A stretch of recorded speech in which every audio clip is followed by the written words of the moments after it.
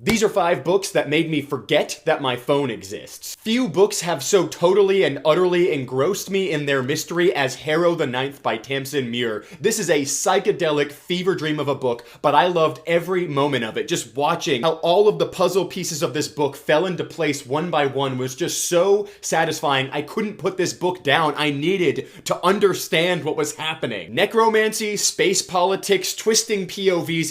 It's wild. It's awesome. I love this book. I've talked about this before, but Piranesi by Susanna Clarke is one of the only books in my entire life that I read in a single sitting. I could not put this book down. Everything just disappeared. The world fell away. I was totally engrossed in this story. Again, this has so many amazing mysteries that are central to the plot that just totally absorbed me in them. But also the character voice, the entire atmosphere and setting of this was just so immersive. I love this book, and it's one of those experiences with reading that I felt like after I finished it, I just was a different person. The first classic that I ever read was Don Quixote, and I gotta be honest, I didn't think I was gonna like it as much as I did. I was worried that it might feel a little outdated and that I wouldn't enjoy the humor or whatever, but I have a very vivid memory of reading this book after dinner one day and thinking I was just gonna read a chapter or two, and the next thing I knew, it was 1 a.m. I just couldn't put the book down. This is surprisingly fresh. It feels like something that would be relevant today. And not only is it really funny, it's surprisingly emotional. The best way I can pitch this book is essentially, what if Michael Scott lived in 17th century Spain?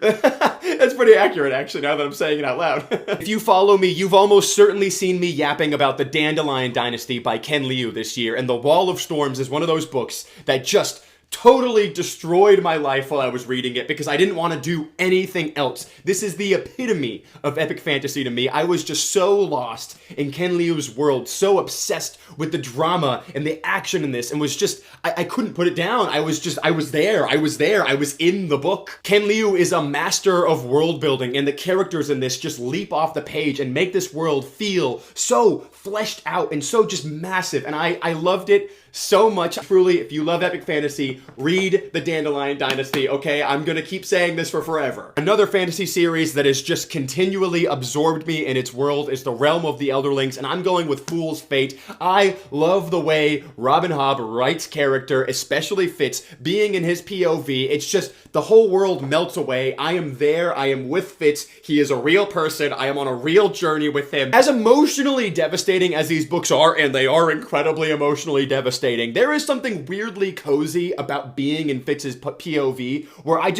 don't want to leave. I want to be there with him. He feels like my friend.